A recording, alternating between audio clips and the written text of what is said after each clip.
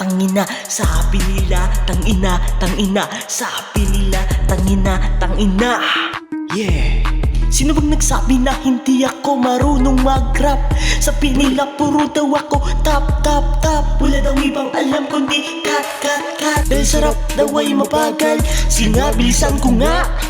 Di ko naman kailangan ng ganito, binato, binaril, pinatay. Pero makikita mo na walang bangkay nakando sa isalantay. Sinalilis lahat sila walang alam. Pati polis umalis dahil wala daw siyang mahanap. Oh yeah, kalinis kita mo ba? Wala talagang makikita kahit pikit ang mata. Sarado mo ba? Tignan mo wala ka nahahanap na iba. Kasi iba na to, na bato, binato, na puto, naglaho. Kala mo ba ikaw yung stick? Pero di ba nila alam na may humihigit pa sa kanya. At yun na ako, hindi pa malabas ang rap ko. Pero damang-dama ko na, malapit na siguro na ito ay madama. Maging isa, di lang ko sa mga rappers sa Pilipinas. In the Queen City of the South, I'm the first rap boy. Iba na ang satsat. I'm a shit fucking crazy, pero don't tell you mommy I'm a good light to your body.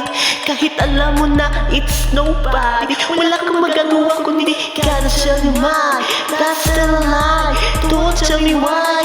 Laging i-deny, oh I'm a shit fucking, but don't tell me why. Di naman ako dapat nalilito kasi alam ko na kung rap ang pag-uusapan ay di ako nauuna. Pero malapit na ako, tinatry ko na lang ngayon. Pagkat umabot ang panahon, makamit ko na din yun. I'm not a good fucking body, don't tell me daddy, cause I have nobody. Don't know baby, that's nobody. Can you tell me why this is always working for me? Kasi hindi daw ko malakas sabi nila. Ano bang pakailam nila? Sa akin ay akin pamamaraan. Kung di nila, ayaw nila, hindi, bahala na sila. Kasi sa akin to, at ano bang paki nila? Gusto ko ay gusto ko, at wala na silang magagawa.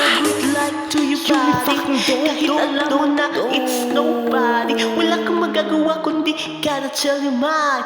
That's still a lie, don't tell me why.